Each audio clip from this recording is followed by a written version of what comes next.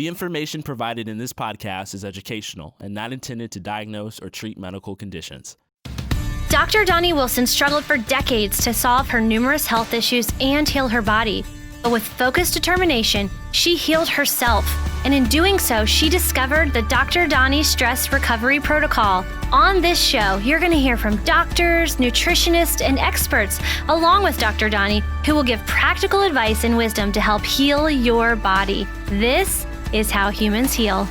Hi, it's Dr. Donnie, and I am here today with my good friend and colleague, Dr. Sharon Stills. Dr. Stills is a naturopathic physician, or really naturopathic medical doctor, because she's in Arizona, and that's what naturopathic doctors are called in Arizona. Sharon and I have known each other. We graduated from naturopathic medical school right about the same time. So we've been on this journey together over the past 20 years of being naturopathic doctors and seeing patients and learning from our patients. And so I'm really excited to talk with her today and have you get to learn from Dr. Stills as well.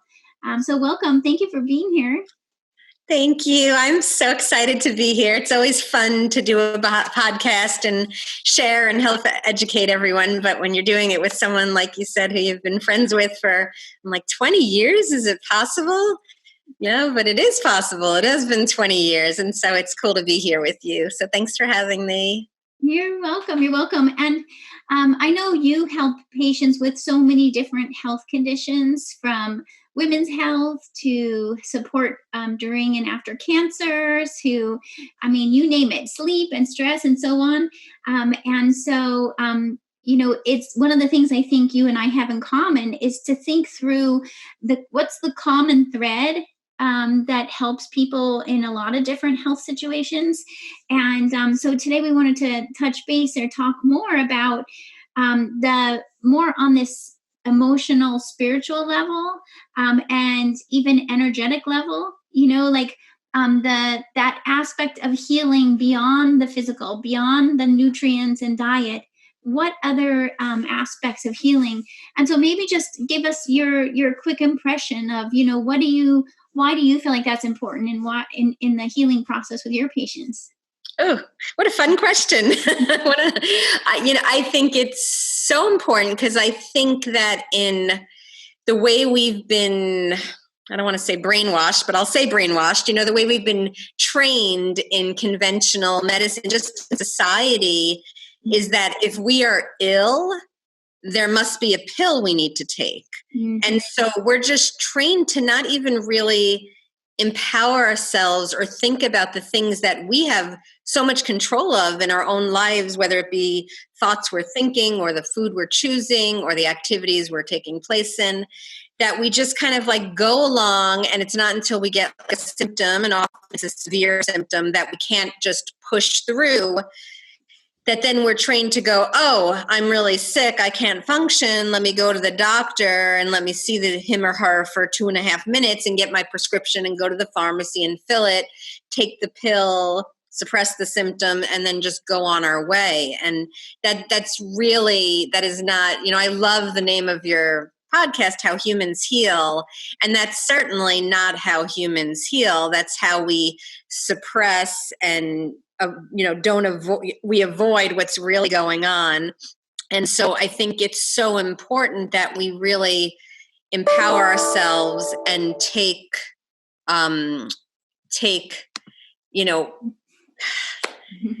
responsibility for the things that we can do. And so it's not just the pill that we see and we take. And I don't know if you find this, but I find this a lot with patients who are coming to see me, that even though they're coming to see me and they want a natural alternative, they've been through the pill taking and they're tired of it not working or it creating side effects. But they're still going to come in with that mindset of what magic vitamin are you going to give me, Dr.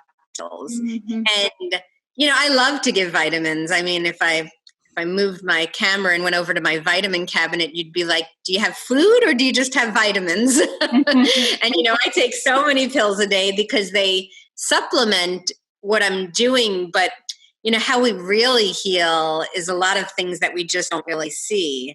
And like for starters, our breath.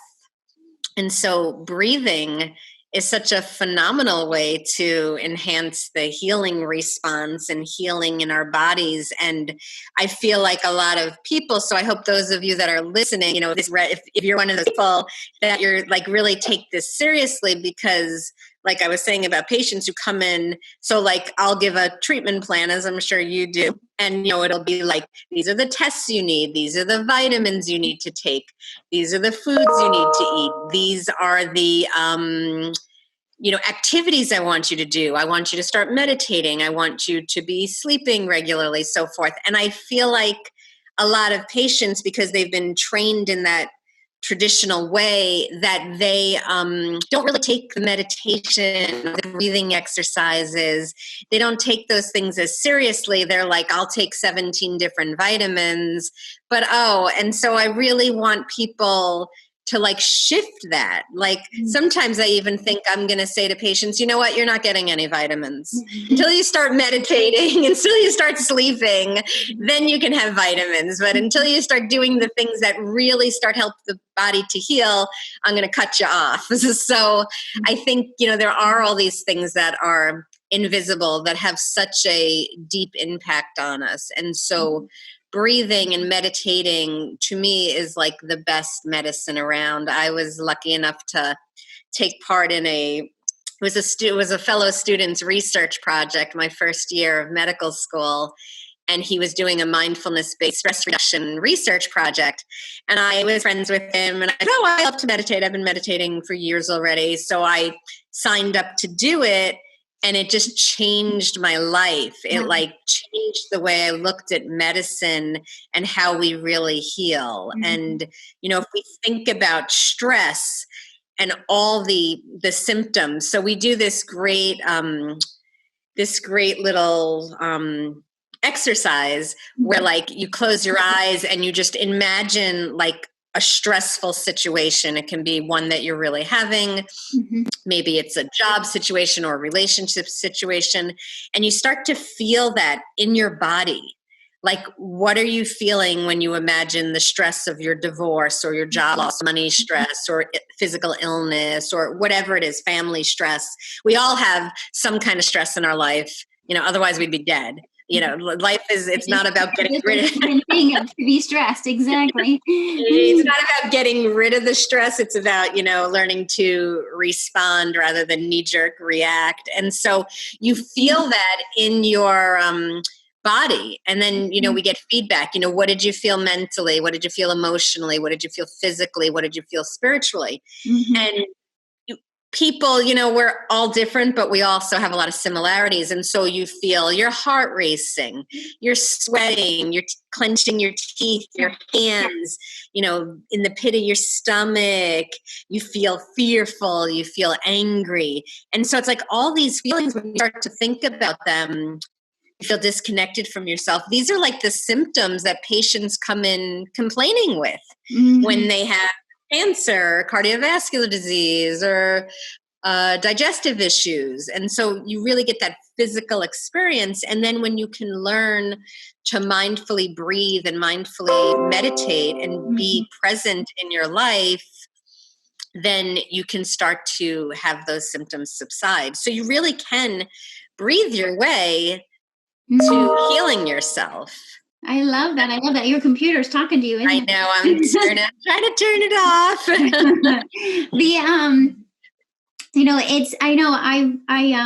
I've had lots of experience with meditation too, and meditation trainings. And I think I like how you're describing it as such a way for us to be able to create space, not just in the day to take the time to meditate or breathe, but the space it creates in our mind and our mindfulness, so that we can have more awareness for what's going on. It allows you to step back.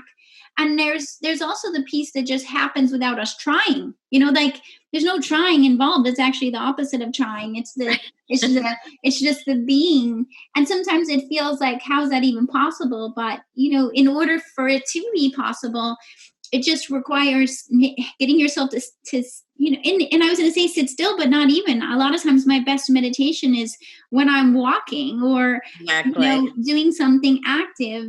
Meditation doesn't have to be just sitting with your eyes closed. It can be a meditative state of awareness in the moment, right? And absolutely. It's easy. Sometimes I say, like, it's easy to be the Zen master in your monastery on the mountain, meditating all day, but come down off the mountain, come into real life. And so, like, when I meditate, I tend to close my eyes when I meditate, when I do my formal meditation. But then there's always that moment of, like, opening my eyes towards the end and just breathing and, like, bridging.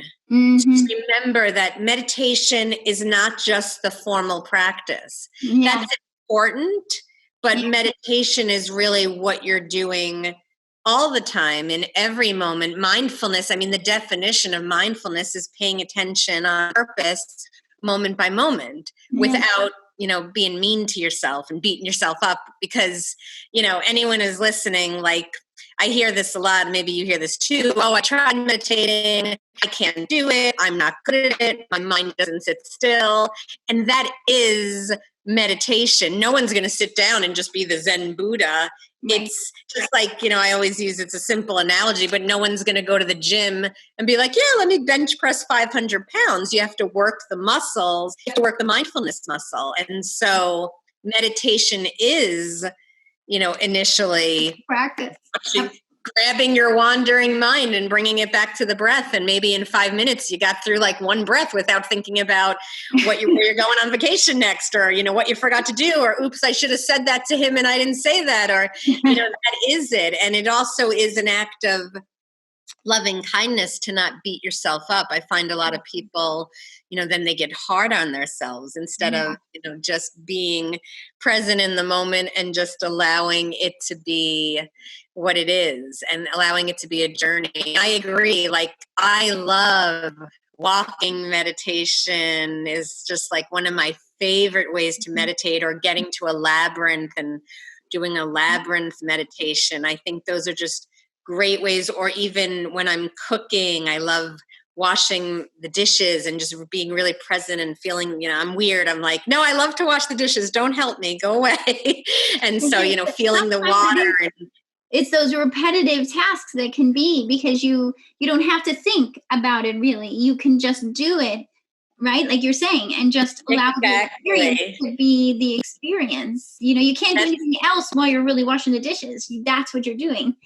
And I love what you just said. It reminds me of, I do hot yoga, and one of my teachers would always say, don't think, just do. And and that's, so I practiced Bikram for many, many years. And in Bikram, you do the same 26 postures every day.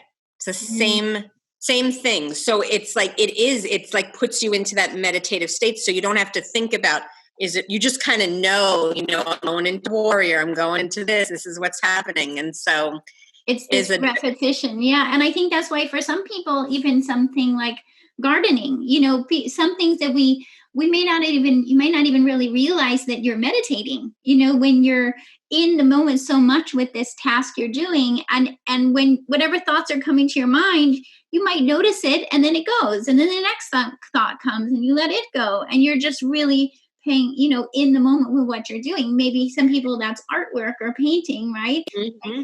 Yeah, it could be coloring. It could be, there's some music. There's so many different ways. And I think, mindfulness and breathing and healing through the breath is really just being present and being present with your emotions. I think that so many people have been, like, misinformed that it's not okay to be angry. It's not okay to be jealous. It's not okay to be sad. Those are bad emotions. We want to be happy. We want to be full of love. And we have all these emotions.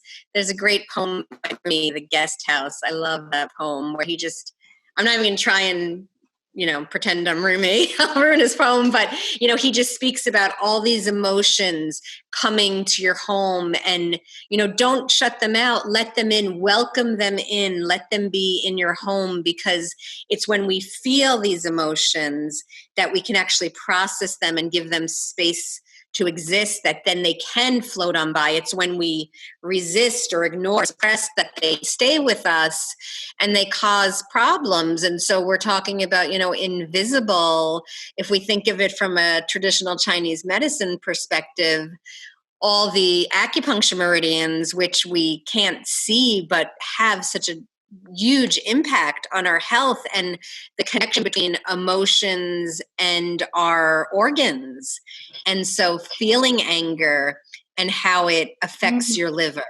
And, when you take a patient, I mean, I've taken many patients through, cleansing out their liver and just having like anger be part of that process of what they're releasing through the toxins, because anger is emotion associated with the liver. Or someone, right now, nowadays, there's a lot of fear going on. There's been a lot of change in our lifestyles. And fear affects the kidneys. And so, and the kidneys is the seat of our health, according to Chinese medicine, and where our Jing, our life force is developed. And, that's where it comes from. And so there's all these things. And so a lot of it really is emotional and what we're thinking. And, I work with a lot of cancer patients, and I always say, like, I know we're healing when the patient like comes to me and says, and sometimes it's months in, even a year in, and, they're like, Dr. Stills, I am so happy I got this cancer. And you're like, huh? And they're like, it gave me the gift. It gave me the gift to realize, I wasn't following my passion. I wasn't having harmonious relationships. I wasn't, whatever it was some emotional thing. It's like when they get the message from the illness, I kind of do like a little happy dance, because I'm like, all right, we're getting there. We are getting there. Then too, there's this healing happening, not just on a physical level, but this emotional, spiritual level of processing. Sometimes it's processing stresses from the past. And I love how you're mentioning other traditions of medicine, like Chinese medicine. And when we look at these other traditions of medicine, we see that there is this emotional, spiritual aspect of it. And we don't often see that in kind of Western conventional medicine. But when we look at Chinese medicine, they're looking at emotions and how that matches up on the physical body. Same with even like homeopathy, it's a medicine still used very much in India. It's going to be taking into account a person's emotional state and sorting out the remedy, the homeopathic remedy based on that. Let's talk more about that. Yeah, I mean, I think homeopathy, I don't know how it's happened, but it's gotten such a it's like the black sheep of the family lately in natural medicine. And it just perplexes me. I don't know why. I don't know if it's, just an FDA thing trying to outlaw, they don't like things that actually work, but homeopathy is a beautiful medicine. And it absolutely, like you said, we totally use the state, the constitution of who a person is and the emotional state they're in to help them heal. And so how, I think in like mainstream Western medicine, they kind of have tied together like irritable bowel. I think they'll kind of admit, well, you have some stress, but they never really go anywhere with it. And that's such a disservice, because we are so, you can't separate the mind and the body. I mean, it's why I created like my RED program. Tell us about that. Well, it's just my take on the mind body. And so it's like the R stands for reinvent your health, and the E stands for explore your spirit. So it's like the R is your physical body, the E is your mental, emotional body, and then the D is about discovering your sexy, because I just feel like, once you've got your mind body together, then you can kind of go have fun and play in the world and share your gifts and be your best self. But you can't really heal by not addressing the emotions. And it's not to say that, like, I'm sure you've had too, like, sometimes you have a patient come in and like they're chronically ill and you just find out, wow, they needed some zinc. They were really low in zinc, and like you gave them zinc and they're like, oh, that's amazing. I'm feeling great. I don't get my cold every 2 months. And that's cool. So it's like, and that was just their kind of thing. But I think for the most part, most people, there's some sort of emotional component in it. And I think a lot of us, I forget the exact numbers, so don't quote me on this because I'll probably, but like if we have 50,000 thoughts a day, I think 49,500 of them are subconscious. Mm-hmm. So we're not even really aware of what we're thinking.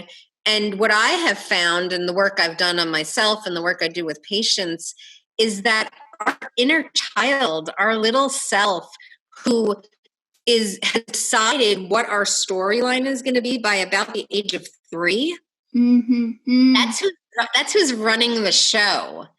And so, however you were raised and whether you were nurtured or whether if you cried and they didn't really come take care of you and you didn't feel like your needs were being met, that's kind of the ideas and the decisions you made of how the world works. Mm-hmm. And then what we tend to do is we tend to recreate that and play that out. Mm-hmm. And so I like to I gave my inner child a name. Her name is Cher, and I even have a teenage version of her because I think there's different forms of the inner child. But if we don't really go back and look and do the work, mm-hmm.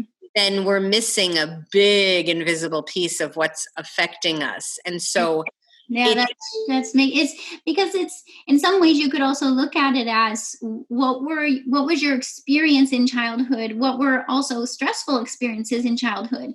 And most of us do have some stressful experience that could be along the lines of experience of abandonment in childhood. And in some ways, I think that it helps with our psychological development to experience that. But there's also a piece of it that that's an area for growth for us too throughout our lives. And if we're not aware of it, like if we're not conscious of those patterns from our childhood, those things that our subconscious is trying to solve still now as an adult, but it's really something that subconscious has been trying to solve since childhood. If we're not aware of that and present with ourselves enough to make space for it, like that's what you're saying by, naming it an inner child and giving it a name, you're saying, hey, I'm giving it awareness. I'm aware of that process in my psyche, in my mind, and giving it the space to develop or process or grow as it's intended. Something a lot of people don't know is that too much stress can actually create an abundance of health problems like high blood pressure, high blood sugar, anxiety, migraines, insomnia, even fertility issues. This is because high stress puts your adrenal glands on overload. They release cortisol and adrenaline, which controls your digestion, hormones, immune system, energy, focus, and even your emotional response. So how can you beat stress when you don't know where to start? That's why we have a free 7-day stress reset program. It's designed to help support weight loss, digestive healing, and hormone balancing.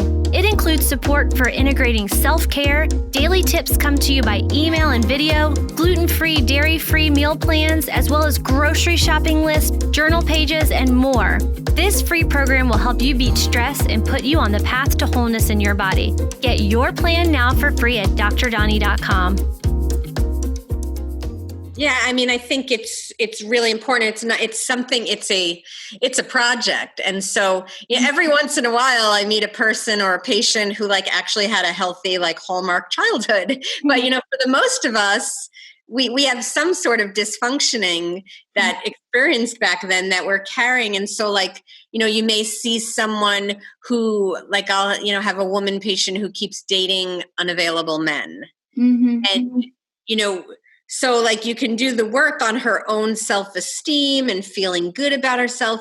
But if you don't go back and take a piece of what happened in childhood and what the little girl is trying to work out, then it's really hard to overcome that and heal it and really move through it. And I do believe that a big part of why we're here is to work on these emotional journeys and these pieces and to learn and grow. And so it's important if you see something, whether it's you're chronically ill or you're chronically losing your job or you're chronically having bad relationships or you're chronically having money issues, or you're chronically depressed, or whatever, you just see keeps happening, you're having issues with your weight, it's really important to like do some work. And I love like hypnosis. I love EMDR. Lately, I've gotten really into the emotional freedom technique, the tapping. Yeah. I have describe one of it. my I love that too, but describe it a little bit for the people who haven't heard about it. So I'm just learning to become an expert in it. So by no way am I an expert yet, but I'm learning for myself. And so it's tapping on specific, and it again is related to acupuncture meridians. And so you're tapping on points where the channels are beginning and I believe ending. And by tapping on those points, you are sending a message to the amygdala where fear is seated in the brain, and you're reprogramming. It's like you're tapping out the fear response, and then you're putting in like positive statements. And I've been doing this with a friend now for like the last couple of weeks, and we both see like such cool changes. Wow. Just like, we've been doing some stuff focusing around our businesses, and it's like, it's happening. So I think, I also love EMDR. I love meditation. Mm-hmm. I love retreats and, doing things that take you outside of your comfort zone. And so I think healing can be like a journey and fun and informative and like a life process. And it was Socrates who said, like, the unexamined life is not worth living. And in some ways it's kind of like harsh, but, because everyone's life is worth living. But I really believe that, like, if you're not looking at your life, if you're not learning and growing and asking why, then you're missing a piece of what I believe we're here as, spiritual beings having a human experience in a physical body.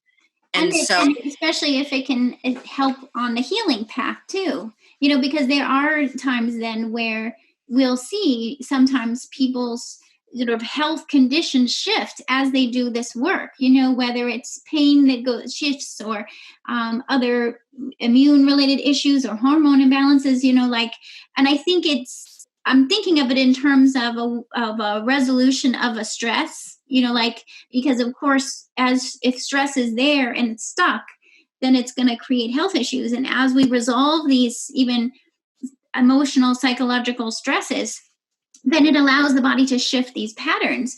But there may be other things that are going on that sometimes I think we don't really know how to explain.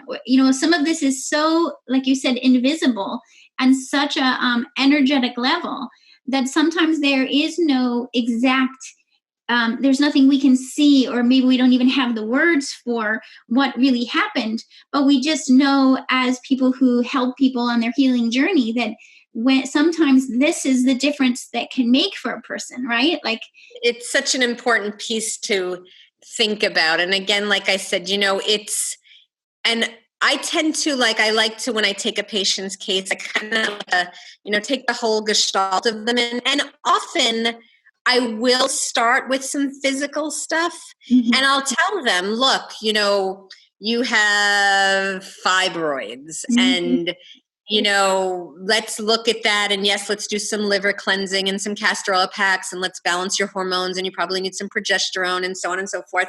But at the same time, if that doesn't start clearing it up in a few months, let's also start thinking about your sacral chakra, which is like your sexual area, and your solar plexus, which is like your, feeling of self-esteem. And so, these chakras are invisible, but they are visibly making reactions that we are seeing in symptoms and disease. And so you have to start thinking about that, and you have to start thinking about, where is your self-esteem, and where did you lose your self-esteem? And a lot of these things, can often be traced back to childhood.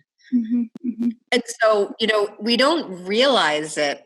And, now I realize it. So I have a brand new baby granddaughter. Yay. And I'm so conscious now of what I'm, she's almost 5 months old, and what I'm saying to her is going to be creating her belief system around herself. Wow. And so I'm really conscious of that. And, I had my kids in my early 20s. I wasn't conscious of that. So like, I always tease my kids, like, therapy on me for life. I got you covered because I really helped create the issue. So I'm willing to help pay for the resolution of it. But it really is, it's eye-opening, and there is something to be said about, as we get older, we get wiser. As I'm 52 now, I'm really experiencing, that is actually true. But, there are so the chakras are a whole nother system of these energy wheels in our body that really relate to our organs and our endocrine system. And so, and like in Ayurveda medicine, so like you brought up a good point before, like all these other ways of thinking in other traditions, take into account, Ayurveda is all about wind and water and earth, and it's so beautiful and poetic, and it really works. And a lot of times I find it's funny as we've been doctors a long, 20 years is a long time to be a doctor. We've seen a lot. And sometimes I find like we make things difficult. Sometimes it's like the basics. We know that in naturopathic medicine, it's like the lifestyle, the thoughts you choose and the actions you take. And that really makes the biggest difference. Like when I created my RED program, it was kind of like this thing of like, if everyone just hydrated efficiently, drank enough water, if they exercised and moved their bodies, if they got enough sleep, if they made sure they were choosing healthy foods and eating a healthy diet, if they got out in nature, if they practiced gratitude, if they practiced meditation, like half their illnesses would just disappear.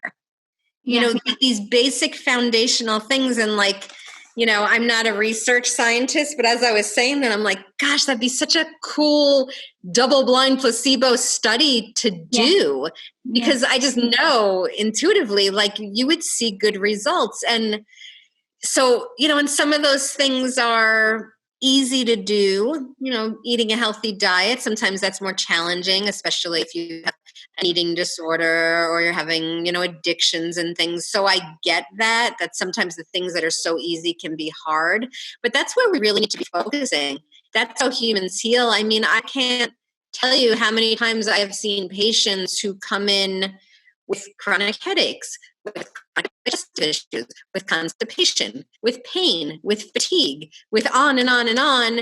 And they drink 12 ounces of water a day.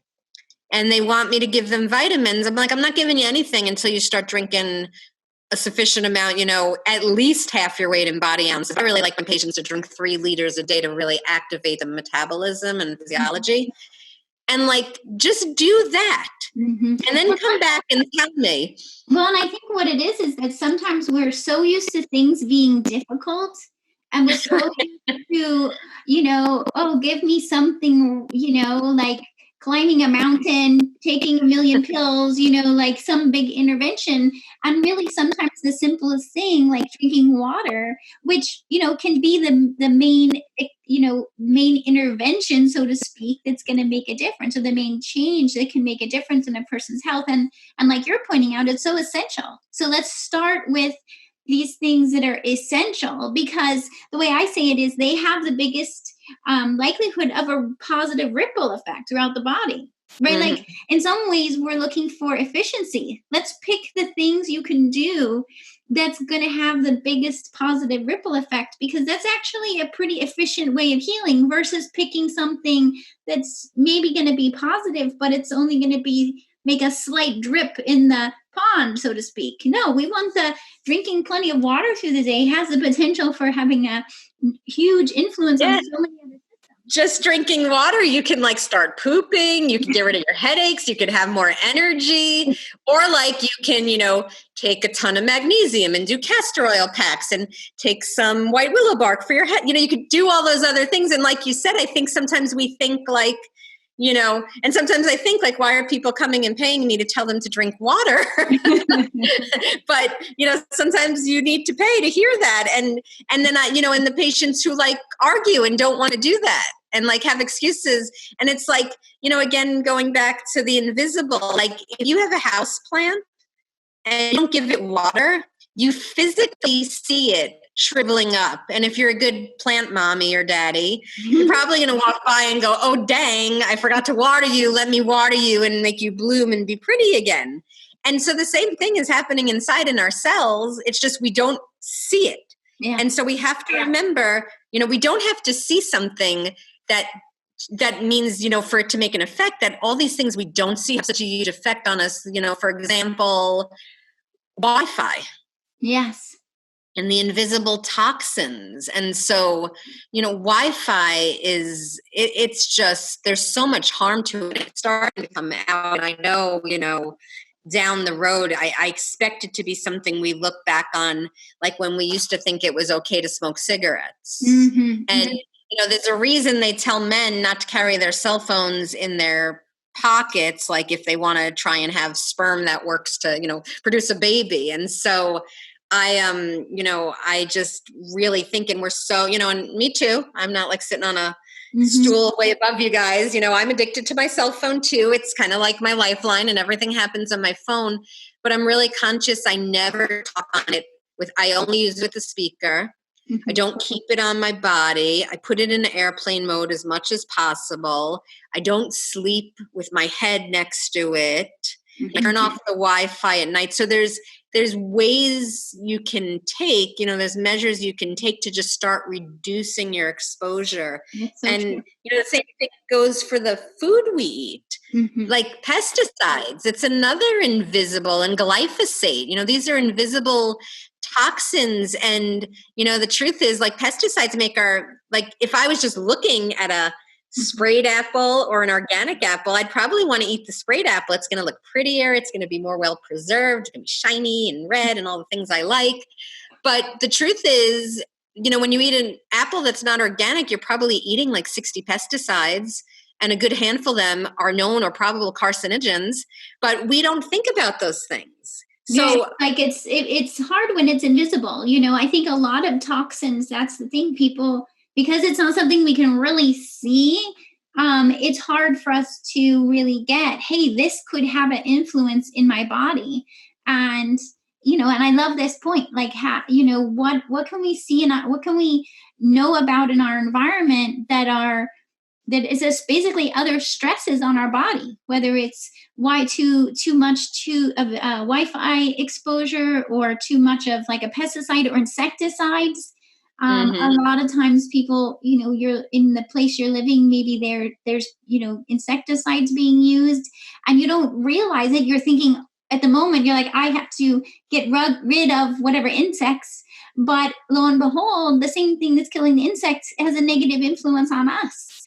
Well, what I tell patients, so I'll speak to two things. So as far as the pesticides go, I always tell people, like, if you went to the farm and you saw them spraying with the machines that have the skull and crossbones on them, and then they were like, we're done spraying and now we're going to have a picnic, on the house. Like, you'd be like, yeah, I think I'm going to intermittent fast right now and skip the meal. And so we have to remember that. We have to remember what's happening, even though it's invisible in the moment, it's going to have a very visible effect inside your body. And for, I haven't used chemicals on the lawn or for bugs. I couldn't even tell you how long. And there's a great company. When I lived in Tucson in the mid-90s, I was homeschooling my kids, and we went on a field trip, and we went to this place called Arbico, Arbico. And I just always love to give them a shout out because they were like the coolest place. They just have an insect or natural solution for like whatever you're being bothered with. So you can like call them up. I think they have people like call them from all over the world, and be like, I'm having an issue with this infestation. And they'll be like, we're going to send you this bug to take care of that. And so it's just a natural cycle of life, and it's non-toxic because you don't want to be, breathing in those chemicals and those toxins. And it's why I tell people, like, make sure you take your shoes off. I have a shoeless house, and one of the reasons is because you just been walking around outside on the grass and you don't know where they sprayed and where they didn't. And you want your house to be a sanctuary. You don't want to be tracking that stuff in. Yeah. And so, it's just, we have to really, there's a lot of stuff we're talking about here, and I don't want people to get overwhelmed, because I know sometimes when I go to like environmental medicine conferences, I walk out of there like very depressed, because I'm just like, oh my God, we're doomed and everything we touch is toxic. Yeah. And so it's, and you don't want to get crazy, because then that's going to cause stress and that's going to cause a whole other sort of problems. But you just want to have a consciousness and like do your job to lighten your load. So it's very easy to go to the store and pick the organic apple rather than the non-organic apple. It's very easy to at least keep your home, your sanctuary, pesticide free, chemical free. I love EWG.org. I'm sure you know them, the Environmental Working Group. And I think it's like a process, like it's a same as we're talking about meditation. You can kind of take this in as kind of like a meditative practice, where maybe each day or each week or each month, you start to work on certain other areas of your house and your life, where you can go, oh, okay, what if I go to this different store or research this different product? You can go on EWG and research what personal care product might I want to get when I use up this other one. So it can be a gradual process of having this awareness for our environment. It's not something you're going to do overnight, right? It's like just... Right. Unless you're like a type A and you're just going to go for it now and that's going to make you feel good, then rock on. But it really is, and we have to, I always use the analogy of like a backpack. We're all born with backpacks. And some of us, like myself, like I don't have a very strong constitution. So I got this wee little backpack. So if I stay up late and I don't eat organic and I breathe in toxins and I eat junk food, like that's it. My backpack has no room, it's overflowing and I'm going to have symptoms and be sick.